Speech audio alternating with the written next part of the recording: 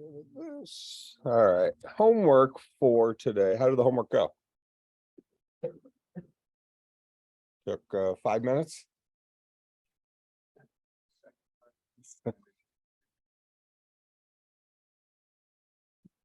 Yes, we were doing two separate things. So create a program sets a string variable to something and builds that string in reverse to the screen, and also builds that string in reverse inside of another string variable. So this is where we're doing it in another string. This is where we're printing it out to the screen. So we're doing two separate things. We're practicing concatenation, building up a string, and then ultimately having a brand new string that's for output.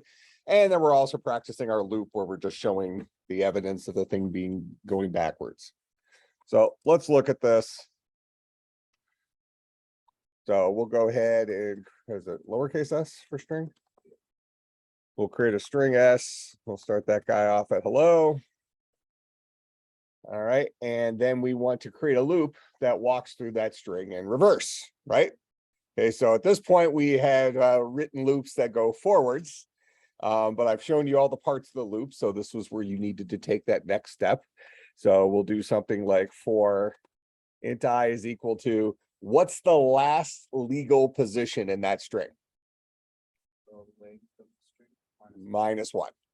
Length of the string -1. So for instance, hello has a length of 5. Legal buckets are 0 to 4. Okay, because it's 0 indexed. So this will be s dot length -1. That's what we're going to start I off at. We're going to keep going as long as I is greater than or equal to 0. And then we're going to change I each time by reducing it by 1. So for hello, it'll be 4, then 3, then 2, then 1, then 0, and then we're done. For right now, we're just going to do the displaying in reverse thing.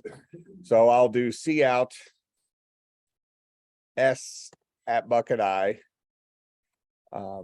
I'll go ahead and kick it down the line just so we see them all next to each other. Go ahead and run that. And there's my hello in reverse. If I didn't want to have that extra line there, and I want to see them all next to each other, I'll just take the endl off, and there's hello in reverse. Okay, but now what we also wanted to do is we wanted to have a string that we filled up with that information. So while we're proving we can display the pieces in reverse, we want to have maybe a string called answer that starts off as the empty string. That is the string with 0 characters in it. And then each time through, we want to add something on to answer. We'll say answer is equal to whatever answer currently is equal to, concatenated with the next character of s as we walk through it in reverse. And then we can prove that we got that right there at the end. I'm actually going to do a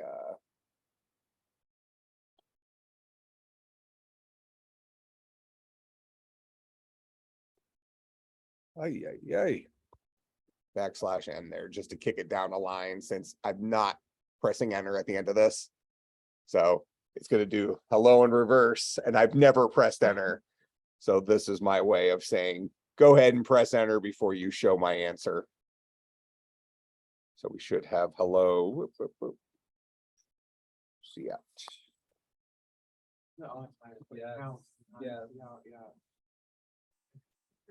Yeah.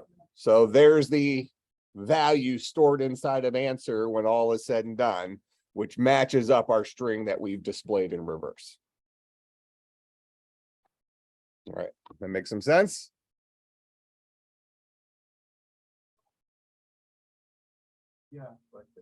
Yeah, and what some people will do early on, at least, is you probably wrote a loop that went forwards and then did a mathy thing to kind of bounce back to the beginning instead of walking it backwards. Last time I kind of said, when you think about a for loop, it's a counting type loop. And yes, we are using I for the purpose here of indexing somewhere inside of our string. But really what we're doing is we're taking I on this voyage. You know, in our current example, we're taking I on a voyage from 4 to 3 to 2 to 1 to 0. And how we're using that value is kind of up to us, right?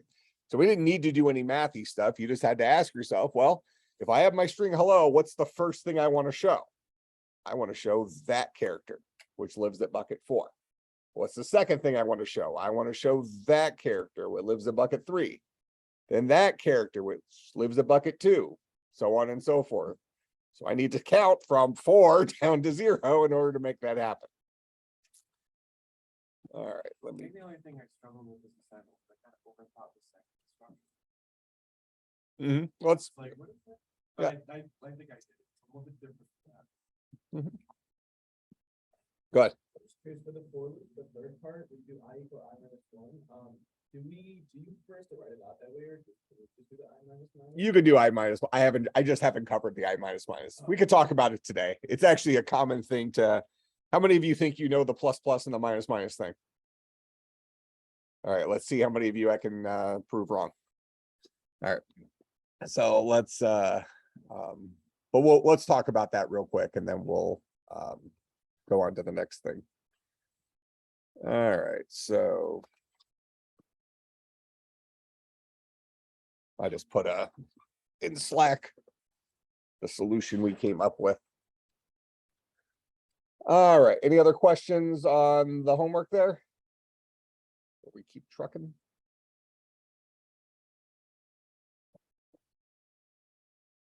Okay. So we have the plus plus and minus minus operator. Is there really no way to get an extra space?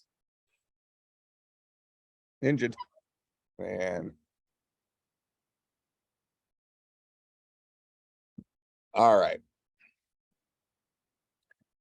So we can say something like, so if we have int I is equal to 0, we could say I is equal to I plus 1. Probably should use the variable other than I so it doesn't automatically capitalize it, but that ship has sailed. We can also say I plus plus. Both of these ultimately accomplish the same thing. All right, so I plus plus adds 1 to I, storing the result back in I. Similarly, I minus minus is the same. Well, here, say, let's go I equals I minus 1. Yeah, there's just no way around it, huh? I minus minus accomplishes that.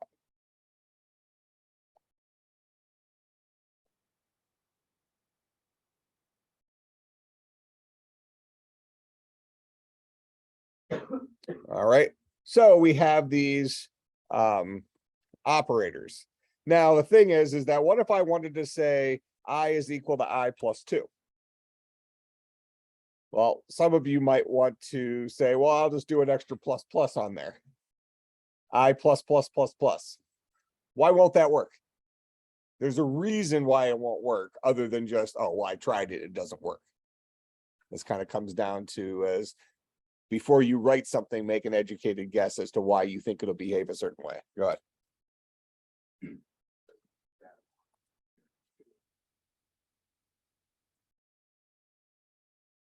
Okay, well, it seems like it might not be a great idea anyways, right? Go ahead. I guess the programming language sees plus plus operator as one specific thing, which is adding 1 to the variable, variable and storing that value. So, well, so let's look at this. So I plus plus, when we get to this line here, I start off at 0. Now it's 2, right? So when I say I plus plus, what will that resolve to? I like using that little arrow thing for resolving. What will I plus plus resolve to? And what's the current value of I? Current value of I is 2, right? I is currently 2. 2 plus 1 is what? 3. I plus plus resolves to a 3. What would 3 plus plus resolve to? I no longer have a variable, do I? The plus plus operator operates on variables. It changes a variable's value to be 1 greater than it used to be. I don't have a variable here anymore. I have a literal value. I can't just redefine 3 to be 4. Like, yeah, we're going to skip 3 in the whole counting system. It's now a 4. The plus plus operator, the minus minus operator, these guys work on variables. They change the value of a variable. When I said I plus plus, that's the same thing as saying I equals I plus 1. That's what I plus plus means. But it ultimately is going to resolve to the value stored in there. You can't do an extra plus plus because 3 plus plus in this example doesn't make any sense. I have no variable I'm asking it to update. Make some sense? Go ahead. Isn't it also valid to put the Plus equals thing. Is that what you're talking? Oh, yeah. That's where we're getting. That's where my trick is coming up. Yeah, isn't that where you're trying to get at, but you don't know what it's about? Yeah, it's more of it's a risky type thing. Yeah, but it's easy to follow, but it's something that a lot of folks don't necessarily know, and we're going to look at that in a second. All right, questions about this yet? Makes pretty good sense. So one rule of thumb you might say is only use the plus plus or minus minus operator if you're only incrementing or decrementing by 1. If you need to do something more powerful than that, do it the normal way. There's also these things called compound operators. So I'll show it that way you feel like you can use it, but I could also say I plus equals 2. And that says the same thing as I is equal to I plus 2. The reality is you don't have to memorize any of these extra ones. If you could just always say I equals I plus 2, I equals I plus 7. Say, you could always say that forever and ever and ever. You never have to use the shortcuts. I'm never going to test you on the little plus plus trick that I'm going to show you or whatever, but the plus plus is a pretty common go-to move, and the minus minus. So for instance, 99% of the time, if you were to look at this code, you would see that I minus minus. Most people would write it like that. When they're only incrementing or decrementing by 1, they would write it that way. But it's never wrong to just write it out. Do it in whatever way makes the most sense to you. Nobody's impressed if you save yourself 3 characters. Make sense? All right. But now while we're going down the rabbit hole, let's look at these plus pluses and minus minuses. So let me get this guy here. So if I say int, well, we'll do int a. Int a is equal to 0. And I say a plus plus, and then I do a cout a. I'm going to get a 1 from that, right? If I say plus plus a, and then I cout a, I'm going to get a 2, because this is a equals a plus 1. This is a is equal to a plus 1. No problem. So it doesn't matter whether I put the plus plus after or the plus plus before, as long as I'm reading the value on a different line. Go ahead. So a plus plus isn't just a plus 1, it's a equals. Correct. It does change the value of the original variable. Yeah. This guy right here is equivalent to a is equal to a plus 1. And this guy right here is also equivalent to a is equal to a plus 1. It does modify the value in the variable. All right. Now, having said that, I'm going to just create another variable here.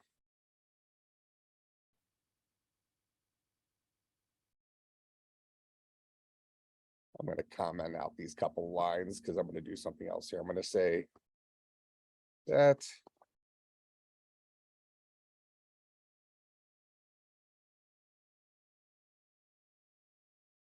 what will the output of this program be?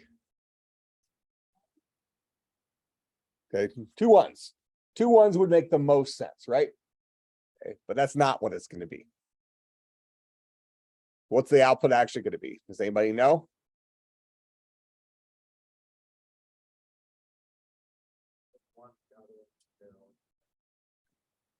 Okay. This one is going to be a 0. This one is going to be a 1. Notice I am operating on different variables, so they're not impacting each other. Okay, so let's just see it here first. There's my 0 and then my 1. So now the question is why?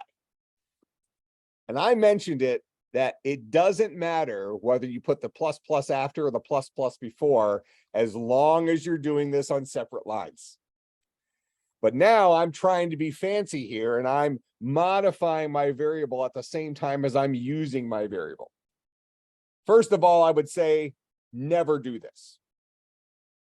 Again, nobody's impressed that you saved yourself one line of code. Do things on a separate line, you will never be surprised.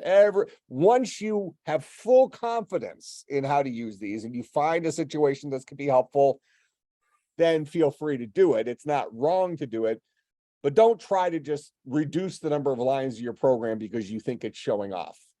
If you're more error prone, it's not showing off. So in this particular case, I am incrementing in line while I'm using the variable, I'm incrementing it. So we are at the mercy of what value does this guy resolve to when it goes to get printed. We know that after this line, if I do C out A and L and C out B and L, we know they're both going to be 1s. They both are 1s eventually. It does make that change. Okay. So A and B will be 1 greater than they used to be. The real question here is what was going down when I was reading the value from those variables in line. The difference is this: when you have the plus plus after the variable, if you were to use the variable at that moment, we get the current value of A, which was 0. That's why I printed out a 0. And then we change the value of A after, because the plus plus came after. In this case, because the plus plus comes before, we update the value of B before we get the new value. And that's why this guy was a 1. When the plus plus comes before, we immediately do the change and then it resolves to the value. When the plus plus comes after, we get the original value of the variable, and then as kind of a follow through, it finishes updating the variable for future use. That makes sense? So it's not that confusing, but you can imagine that while you're sitting there writing your programs, especially while you're learning all this other crap at the same time, little things like this could get make you error prone. That's fair enough. All right. I'd encourage you to never, ever do something like this. If you want A and B to be 1 larger than they used to be, just do an A++ or a plus B like that, and then just print out the values. Because then it's not going to matter. They're both going to be 1 by the time we get to this line. Because by the time this line ended, it didn't matter that the plus plus came afterwards. A is 1 bigger than it used to be. This line didn't matter that the plus plus came before the B. B is 1 bigger than it used to be. Because I didn't directly utilize these values while I was making those changes, I didn't notice the little tiny difference between those two. But because I put those on their own line and then I use the value afterwards, we're going to get our expected result of 1 and 1. And then I just printed them out a second time, just, because I was doing that before. Make some sense?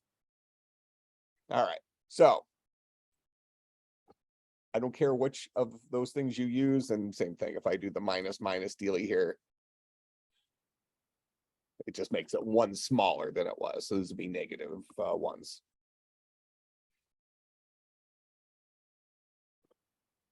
So typically it's going to be common for us to increment by one because we do a lot of counting type problems when we're solving computer programming stuff. That's the whole, really the point of a for loop. If you see 100 for loops, 95 or more of them are going to have like an I++ on it.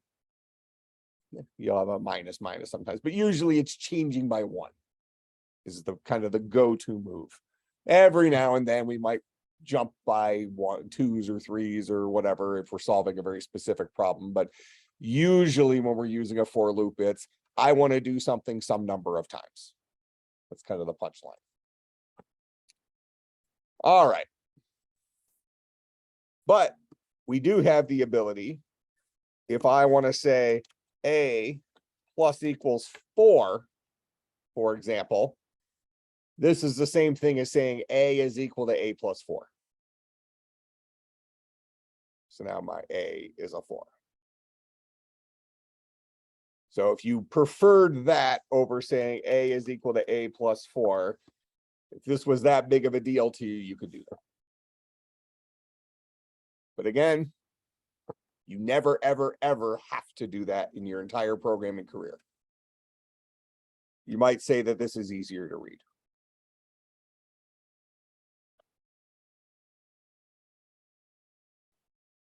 Frankly, a lot of these syntaxes came about historically for the purposes of printing press. Now everything's on, you're looking code examples online and things like that. But when you have textbooks with code in it, saving a line might be important. so you have some of these shortcuts. I think I told you before, that's also where the syntax of that guy, the opening curly brace starting on the same line as the function, kind of came from. And now it's common for people. I hate it, but whatever, it doesn't matter.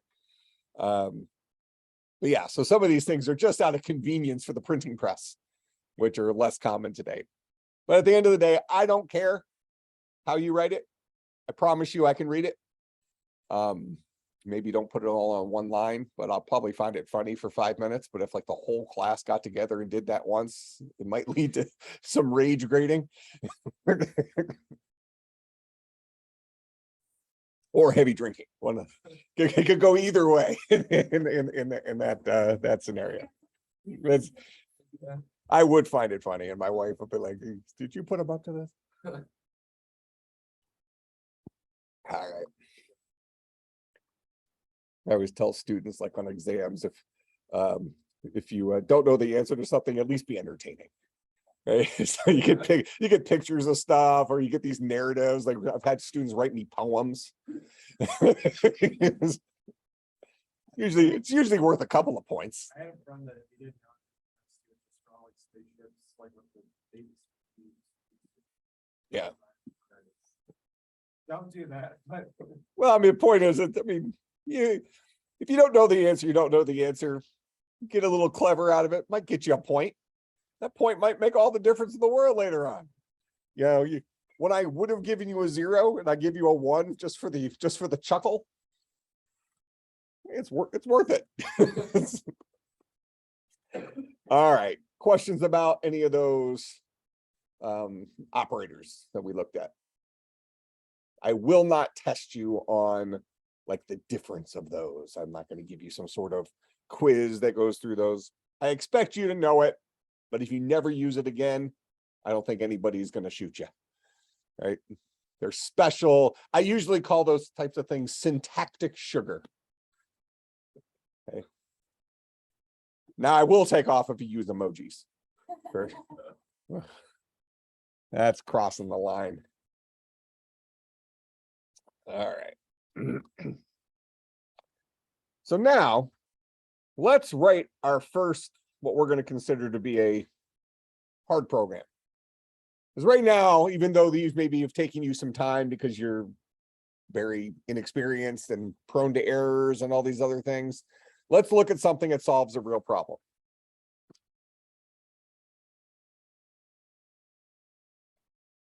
Let's go 32 base 10 to base 2 or to binary. Remind me, how do I convert a 32? By the way, we're going to write a program that does this, is what we're going to do. How do I convert 32 from base 10 to binary? What pattern do I use and what are the steps?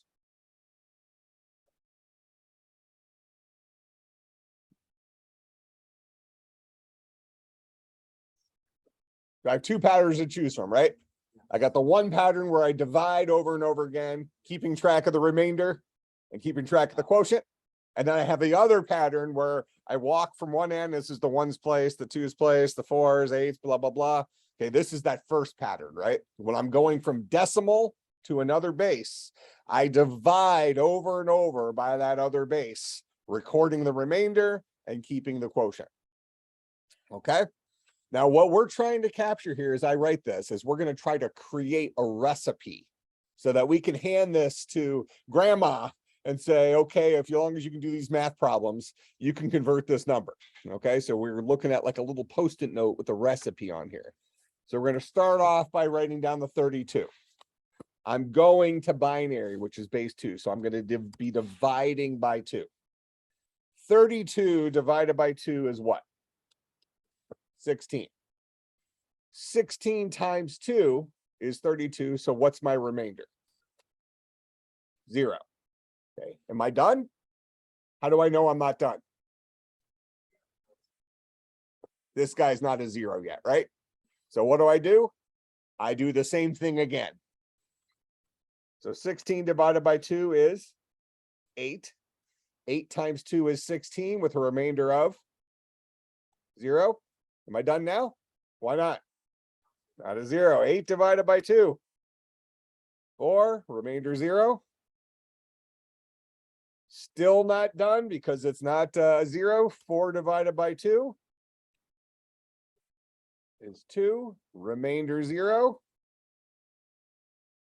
2 divided by 2 is 1. With remainder 0.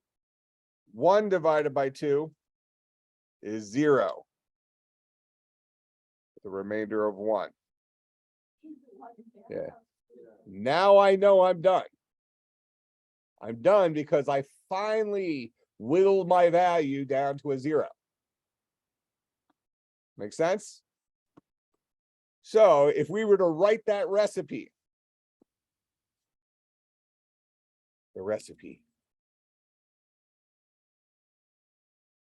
geek talk, it's called an algorithm, is divide the value by 2, record the quotient as the continuing number, record the remainder as part of the answer.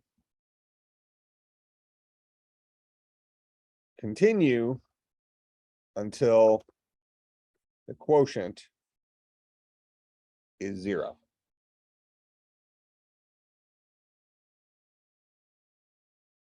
Now we might write a hint, read the answer from bottom up, that kind of thing.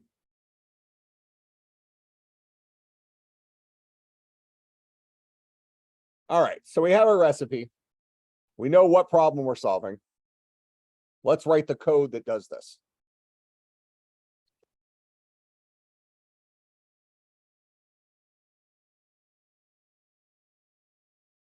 All right, so I'll create we'll start with a 32. We'll start with the same value we're working with, even though it's kind of a boring binary number. All right, so I want to do a couple things. Let's start off by the thing we want to do. So we want to, let's say, display to the screen the remainder first. So if I do cout decimal mod 2, that's going to give me that 0, right? This is the remainder operator. This takes decimal, dividing it by 2, but gives us the remainder that's left over. So there's my 0. Okay.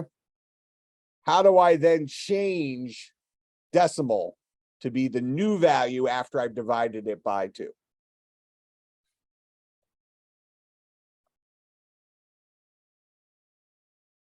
Just like that.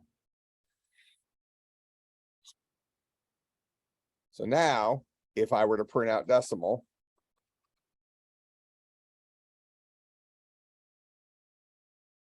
I'm going to get my 16. Make sense? And how long do I want to keep doing this?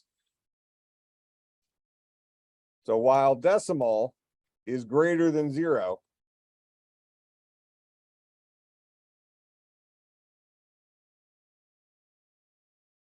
do all this crap.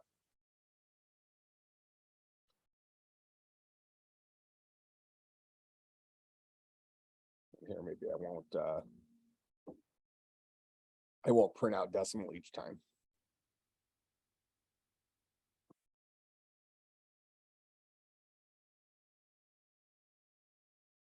Seemed like that should have been harder than that, right?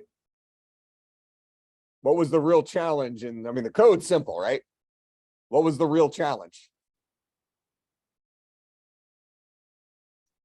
How do we go from us reminding ourselves how we do it to creating that recipe? And once we had that recipe, we can then write the code that's the equivalent to that recipe.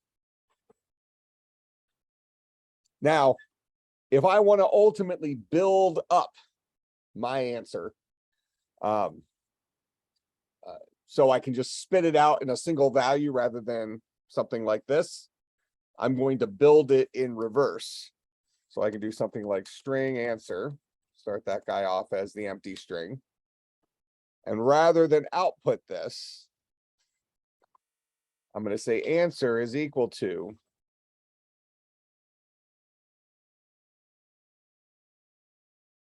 that value concatenated with answer. I'm building my answer up in reverse. That's why I said answer is equal to the remainder concatenated onto what answer used to be, instead of answer concatenated with the new value.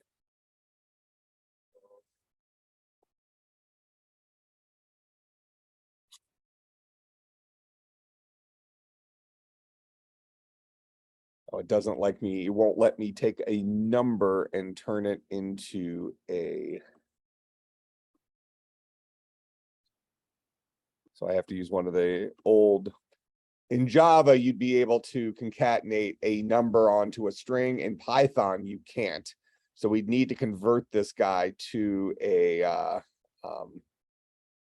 string or the character version of himself.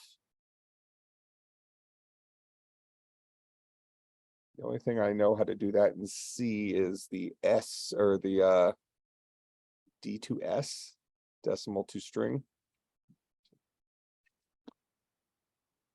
Here, let me just, there's a built-in function in C that lets you do that. Let's see if there's something new with the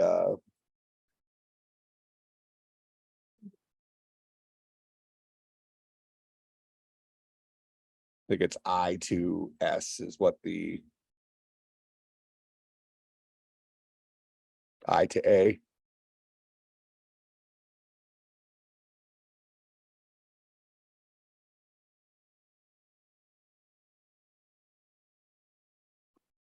Oh, there's a function inside a string called toString that we convert it to.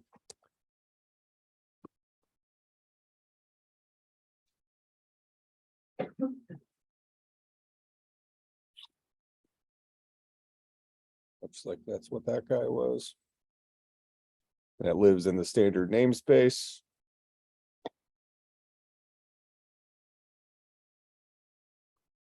So there's our answer. We had to convert this number to a string using this function that comes with our standard library for strings. which kind of sucks because clearly this string type has been added to the language more recently to compete with the modern languages. And the modern languages like Java and C# both allow you to concatenate a number onto a string. So their concatenation operator is a little bit lacking.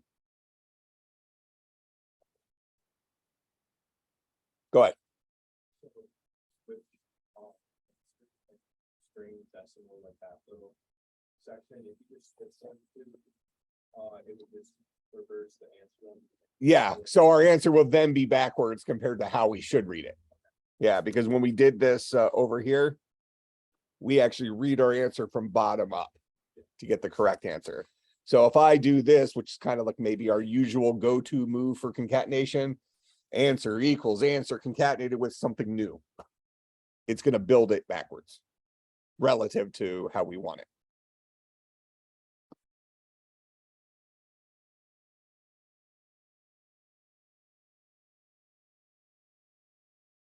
So there's our actual answer. So now we can change our decimal value to whatever we want. And we'll get the binary version of that guy.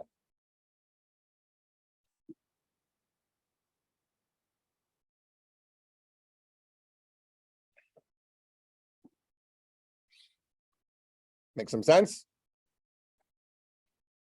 Okay, now let's talk about functions.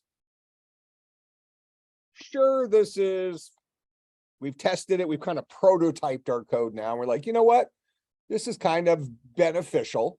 I now have some code that can take any number in decimal and will spit out the correct value. Will display to the screen right now that value in binary, right? Well, what we want to do is we want to write a function that does this so that any place in our program where we need to convert a decimal value into the string version of its binary value, because that's really what we're doing, right? We're giving it we're showing our value as a string, because that's the guy that knows how to hold a bunch of characters together, especially if we start moving towards hexadecimal away from binary, where we have letters, right? A's and B's and F's and all that stuff. But the point is that this logic right here is something we might want to capture and kind of use for later. You know, and you can, and this exists in the real world. Remember, programming languages allow us as human beings to solve problems the way we're already used to solving them and then telling a computer what to do. We know that this is an iPhone. So we know at Apple, at some point, they had this guy on the bench with a whole bunch of wires and stuff like that. When they prototyped to get it all working, it was a whole bunch of individual pieces, right? And then once they had everything working, what did they do? They squished it together into a little box. They maybe changed their manufacturing type to use printed circuit boards instead of just a guy with a soldering iron. But bottom line is once they got it working, then they packaged it up for mass production, right? Same thing here. We've gotten our thing working. Okay, our logic's right. We're good with this. But now what we want to do is we want to move this logic into a product, into a tool that we can then call upon whenever we need it to solve our problem. Make some sense? All right. And these are called functions.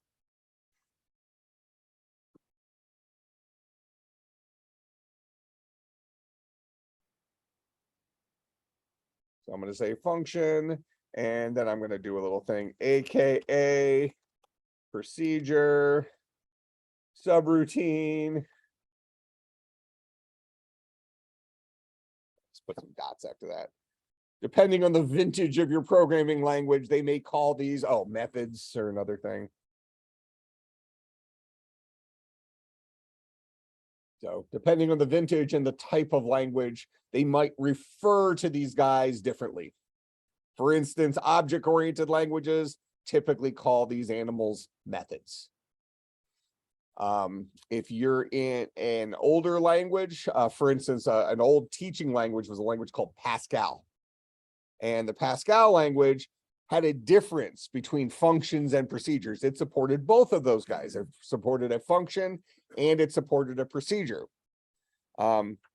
Anybody know what the difference is historically between a function and a procedure? It's actually going to be pretty important to what we're talking about today. Go ahead. No, they both can take inputs, but you're along the right lines there. Go ahead. I'm not sure about that. Don't procedures not turn into function based? Yep, that's it.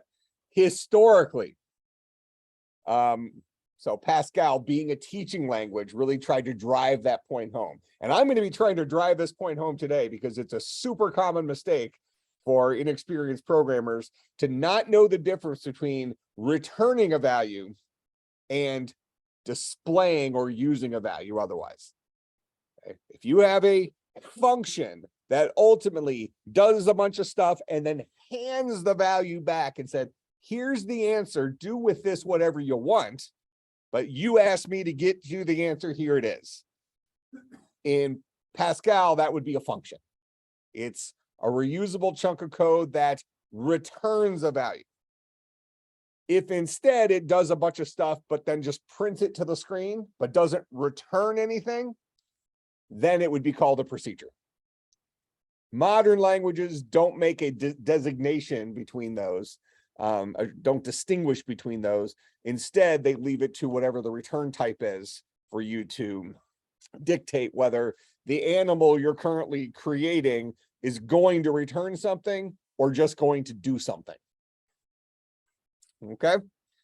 But modernly, we pretty much just call everything a method because all of our modern languages are object-oriented languages. That's just the current naming convention.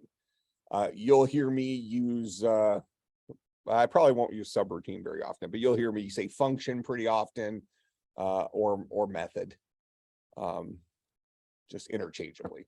So they are interchangeable. They all mean the same crap. Okay, this is a reusable chunk of code that we write once and then can call multiple times whenever we need to do that logic. So in real life, we could think of this maybe like a toaster, right? If you make a lot of toast at the house, it kind of makes sense to go and buy a toaster so that whenever you need to make toast, you pass as input slice of bread. You push button, and in a minute, it pops up toast. It returns toast to you. Okay.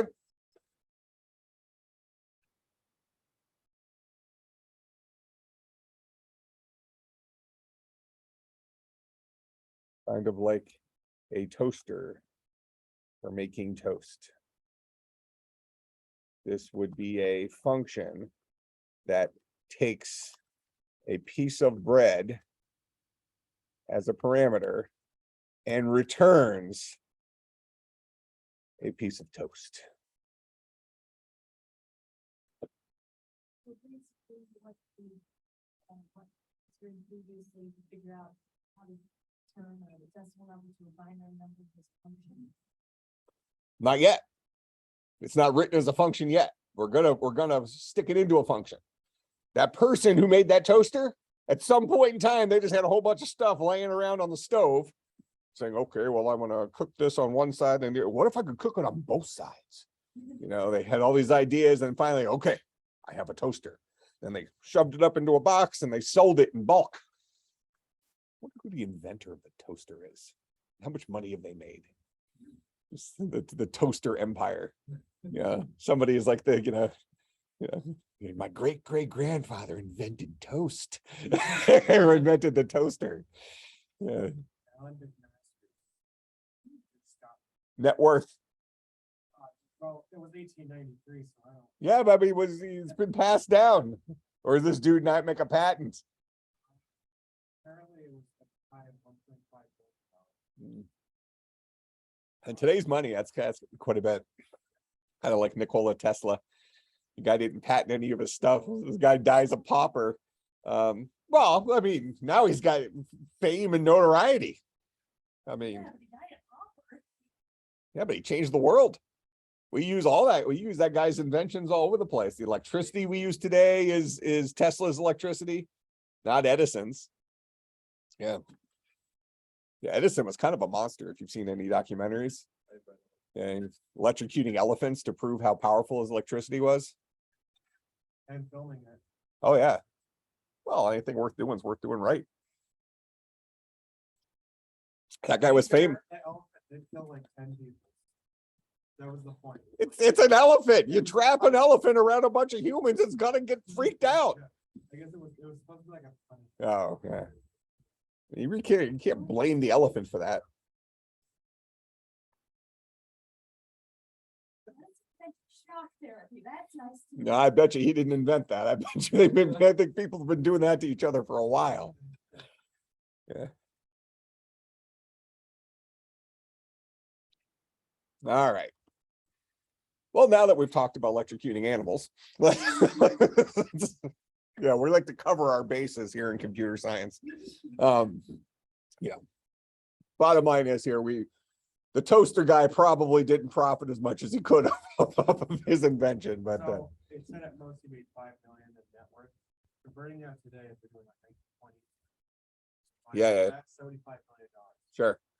Yeah, but I mean, like, I wonder what like his great grandkids like, like, are they working at Wendy's, or do they have like mansions in multiple countries? Yeah, it's like, I'm part of the toaster empire. It's like, where did he make his money? Oh, in toast. And lying with the story. Well, I golfed the other day. My Friday match, I play with some guys at the country club. For those of you who are like fishermen, have you heard of John Gillespie? He's got a TV show called Gillespie Water and Woods or something like that. So he's always my partner we play with. And this last week we were playing with he just retired a couple years ago, but he was the CEO of Johnsonville Brats. Yeah, so this guy made his fortune in brats. It's worse ways to make your fortune. He was surprisingly fit though. Well, yeah. He didn't look like he ate a lot of brats. But he was my opponent at the time, so I had to give him a hard time. Told him he didn't look that fit, and he said he usually walks the course. I told him I don't believe that. So, look at you. So yeah, we got off topic there. Okay, so we want to create our own reusable chunk of code. Now that we've invented our prototype for this, right? We've come in here and said, okay, well, I have a proof of concept. So whenever I change this value right here to whatever I want to change it to, I can hit run and I get the binary version of that value. Okay, I got a turnkey solution. But now what I'd like to do is I'd like to capture that stuff, build my toaster. All right. So I want something that's ultimately going to, for right now, let's say it's going to spit out my answer. Syntax for a function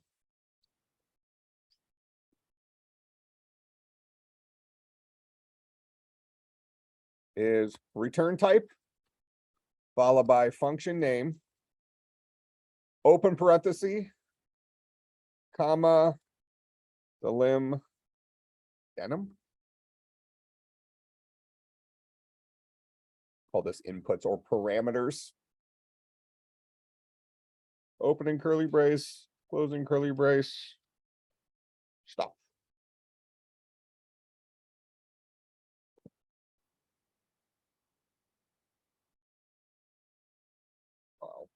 I'll connect the return type words there.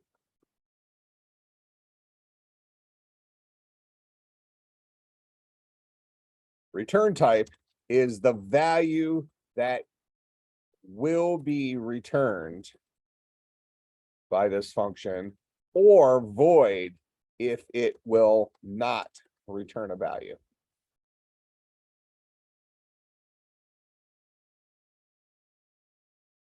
Function name can mean anything you want, as long as there's no spaces, can't start with like a number, things like that. It'll it'll scream at you if you use bad names, but name your function. Like we're going to probably name ours decimal to binary. Kind of makes sense. We have a tool that converts a decimal value to a binary value. Maybe we should call that tool decimal to binary. And in order for, and then we have this comma delimited list of inputs. In order for me to convert a decimal number to a binary number, what are you going to have to give me in order for me to work? The numbers. Yeah, decimal number. Give me my decimal number and I will do the magic. Okay, but that's what I'm going to need as an input. Go ahead.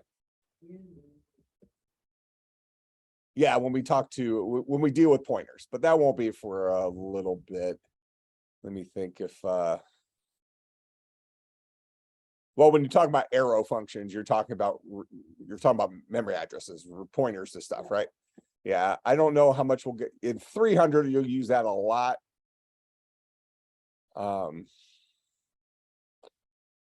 There might be a situation here where I might be able to show that, but it's not going to be a common thing in here.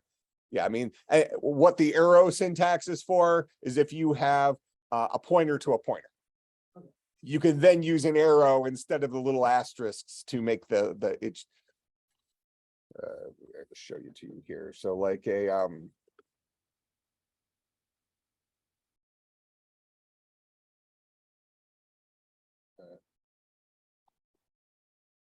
if we had a pointer called C, the value at that would be star C. And this is a function it might call. We can rewrite that as C. Something like that. It's a shortcut. It's syntactic sugar for this whole parenthesis star thing. So we might run into it in here, but that's I'm not sure we're going to use pointers at that level, but you never know. But you'll learn it eventually. You'll learn it definitely in 300 when you do linear and nonlinear linked data structures. Which I promise you is way harder than it sounds. It's not that bad. Just sounds smart. Okay. So let's go write this guy. So ultimately, my code right here, what does it do? It takes a integer as a parameter and does something to that integer. What is it actually doing? It is outputting my answer to the screen. It does not return the answer to me. We're going to look at both examples here. It displays it to the screen, but does not hand it back as an answer. So if I'm writing this function, it's going to be void for its return type. It will not return anything as we're writing it right now. We're going to write a version that will return something. But right now, my function displays stuff to the screen. So it does plenty of magic, but it doesn't actually hand a value back. So it's going to be void. We're going to call this guy decimal to binary. This is kind of a naming convention where it's called camel case. Usually functions, methods, whatever, start off with a lowercase letter, but then I capital T, capital B to finish the little sentence, decimal to binary. I could have named this guy that if I wanted to. Okay, but that's not overly meaningful as to what that function's about to do. All right, so we're going to name it decimal to binary because that's pretty descriptive about what it does. And it's going to take as a parameter a single integer. That's the input that it needs in order to do its job. And I just happen to name that integer decimal because my code is already written to deal with that variable named decimal.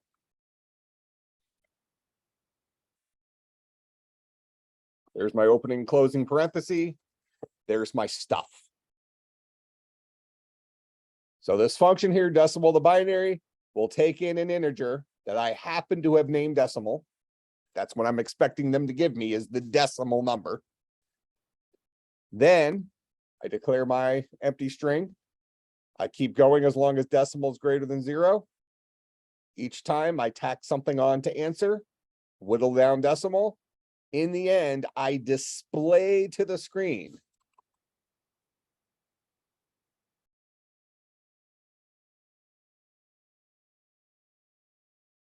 This is an important concept because this is a mistake most inexperienced programmers will make.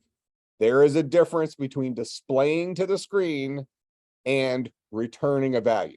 In a few minutes, we'll look at the return the value version of this. Okay, but this concept is something that you will be tested on.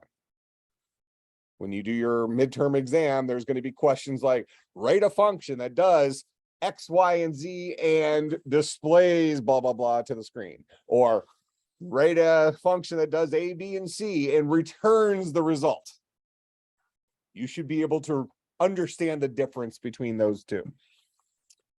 All right, so now I've written a generic function. I've created a tool named decimal to binary that if I throw it a decimal value, it will do all of those that internal magic for me, ultimately displaying to the screen the binary version.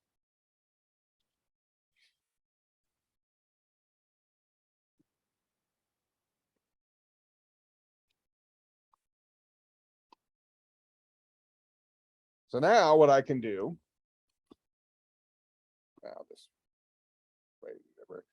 I can say decimal to binary, and I can pick my favorite decimal number. And it's going to try to call my tool. But right now it's screaming at me. It's saying, hey, this function was not declared in this scope. Remind me, what does scope mean? Good. Okay, when you have curly braces, that defines a scope. We saw that the last class before, whenever it was. But on the flip side, scope means where can we access something? So we've talked about scope as it relates to variables at this point, where we had, like when we were looking at for loops versus while loops, that int I in a for loop was not accessible outside the for loop because it died by the time it was done. But here I'm defining my function decimal to binary here at the bottom. I'm using it up above.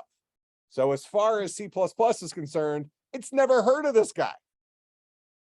He was defined later on. Now, quick fix for this, but this is going to be a problematic fix, is I can just take that stuff, cut it, and just paste it above main. Now it is defined beforehand.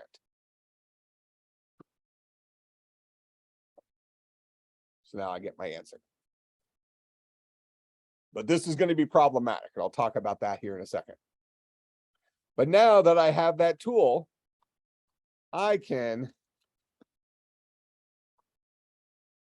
call this guy multiple times with different numbers. And now I have my toaster that I can throw any decimal value towards, and it will spit out, it will print to the screen the binary equivalent. Make sense? I created my tool that I can now use over and over and over again. Okay. Now, questions about that before we get into the why writing it before or after, blah, blah, blah, it might be a problem.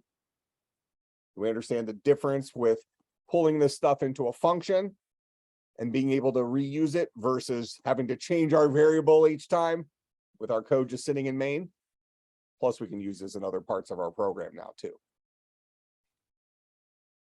So we've gone from prototype to actual code that we can pass around and use in different parts of our program. So we're going to call this the duct tape approach to fixing our error. Why was this a bad idea? Go ahead. Because the more functions you have, the further down the point where you're calling them, it's confusing and it's really hard to scroll down. Okay, could be an inconvenience thing because all programs begin and end with main, and main's kind of down here at the bottom. So if you have 500 functions you've defined, main's a pretty good way down. So that's an inconvenience thing, but not really the problem. But the problem is related to your idea if you have a whole bunch of functions. Go ahead. Yeah. What if you have function A and function B calls function A and function A calls function B? Now all of a sudden you can't solve the problem because you can't put one before the other because they both rely on each other. You have to have some way of circumventing this.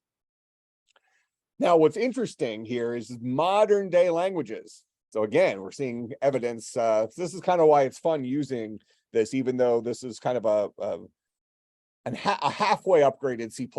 We're seeing it try to be more like a modern language, but we still see some weaknesses. If we were looking at a language like Java or C#, one of our more modern languages, having my function defined afterwards here would have been just fine. It wouldn't have had a problem with it. Because these compilers are what are called two-pass compilers. So what they do is they go through all your code once and pick up all the symbols. These are all the things I might expect later. Then when they go through and compile, they then know that, oh, there will be something called decimal to binary. So I'm going to trust you on that right now. Okay? But that's not how things historically work. So what we would do is I'm just going to put a little comment up here. We're going to say function prototypes.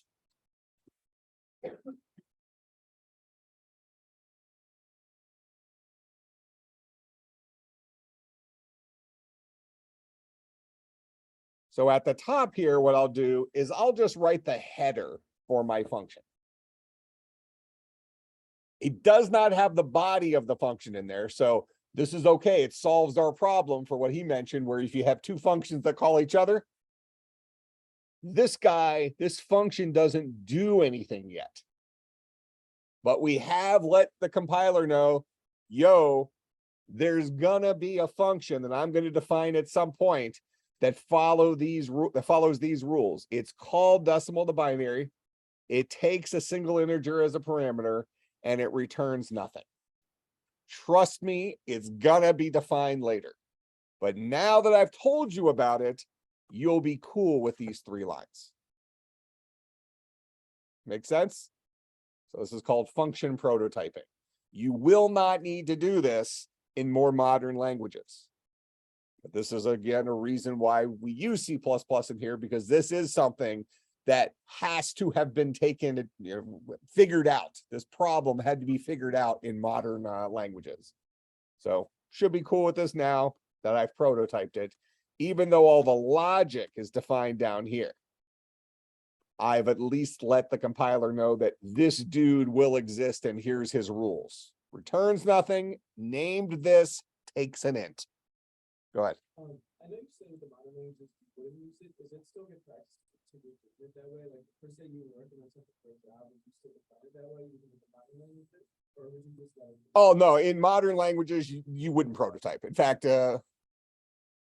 Java might even scream at you. Yeah, that if you have a prototype of function. Actually, I'm thinking it wouldn't scream at you the first time. It would scream at you when you actually went to really define it, saying, hey, you already got a guy named this, something like that. But I think the real answer to your question is, if you're writing in Java or C#, you would never prototype functions. Having said that, there is going to be an advantage to prototyping functions here. We're not really going to get into it right now, but it'll make more sense when we start dealing with objects, but I'll at least give a little foreshadowing towards it.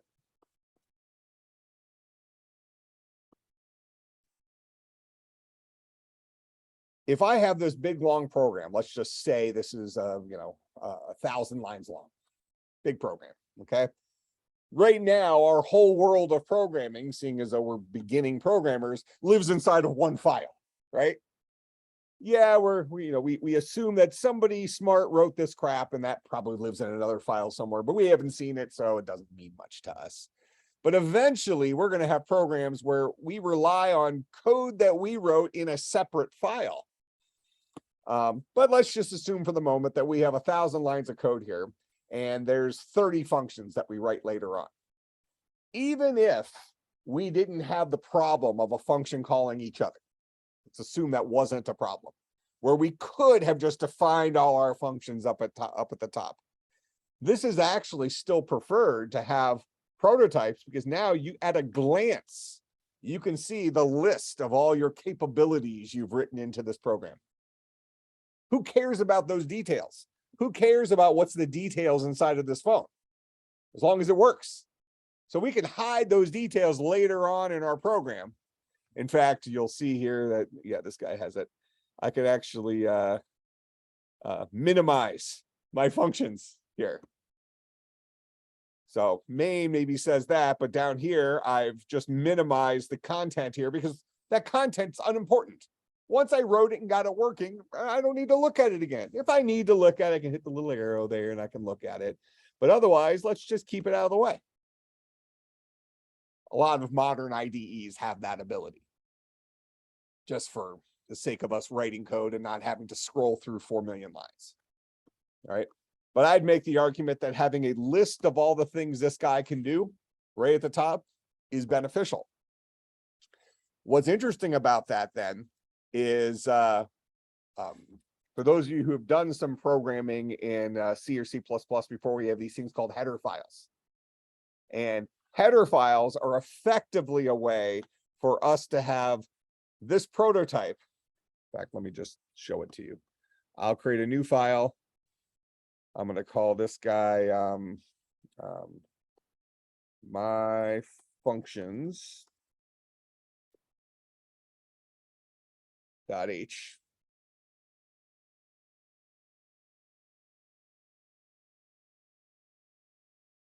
I'm just going to put that guy right there. Oh, that's not how you save on here. That's how you save on here. And then I'm going to include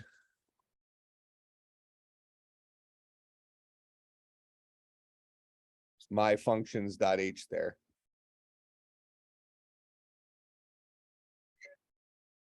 Still cool with everything, because I've included, notice I have double quotes around it. That means I wrote that. Look for it in my current directory. But I have this whole file here that just is going to have a list of functions that I've written, even though I've defined them somewhere else here. I could have defined them in there if I wanted to, but this is a common use of things called header files in C++. You don't really have to worry about that right now, but if you're looking at sample code online, you see it have .h files or .hpp files for C++ at the top. This is what it's talking about. We're going to first start seeing this when we start doing objects, second 8 weeks of the semester. So this isn't like the last time you'll see this, but I just want to throw it out there in case you're looking at sample code online and they don't prototype their functions at the top. Instead, they include a header file with the functions prototyped inside of there. Bottom line is what's actually happening here. As soon as you say include this stuff, it replaces that line with the entire contents of that file. I promise that's what it's doing. So at the end of the day, it's not doing anything different than what we had before. It's just allowing you to, have your stuff in some separate spaces, spread out a little bit, and then it'll just bring it all together later on for you.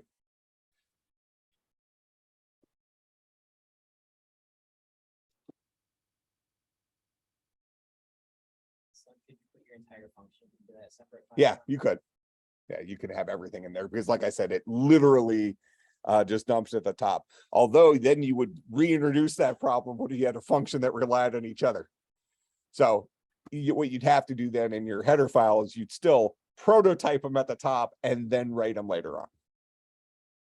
Yeah.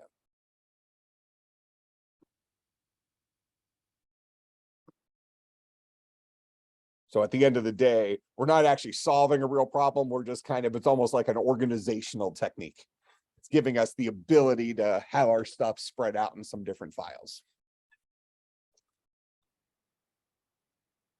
Okay. Questions about that? Go ahead. Oh, sorry. And I'll put this on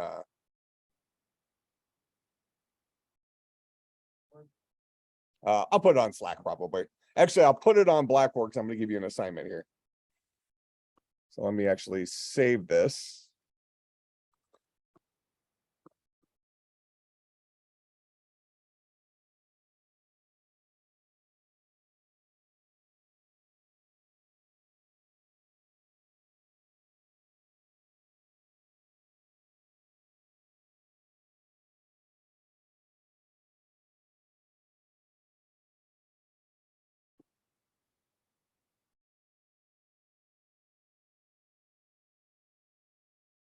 So for our homework, given that code, the starting point of our code from today,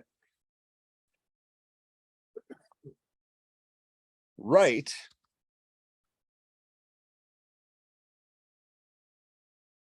decimal to hex to work similarly to decimal to binary, but it will convert a decimal number to base 16. Remember, hex supports 0 through 9 and A through F. So you're probably going to have to throw a question or two in there to say, hey, is the remainder greater than 9? If it is, I need to turn a 10 into an A, an 11 into a B, a 12 into a C, so on and so forth. Make sense? Submit a link to your code and the self-assessment. All right, and that is due on Thursday. So you're going to start noticing an increase in the number of assignments, which will be a decrease in your hours of sleep. It's going to be great. All right. Yeah, but you'll thank me in 4 years when you go get your high paying job. All right. Questions, comments, concerns, bribes. All right. I'll see everybody on Thursday.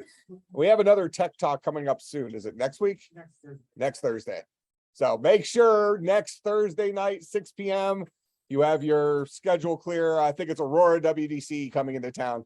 Big employer for us. We have a bunch of students who are currently interning with them. We have a bunch of former students who are working for them. Several of them are making 6 figures. This guy's going to have his big conference every year here on campus. This is one you want to be at. You want to get an internship with them. Guy's a lunatic, but he's doing some really cool stuff with VR.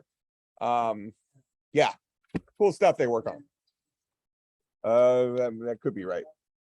Next Thursday, a week from this Thursday. So 9 days from today. What's up?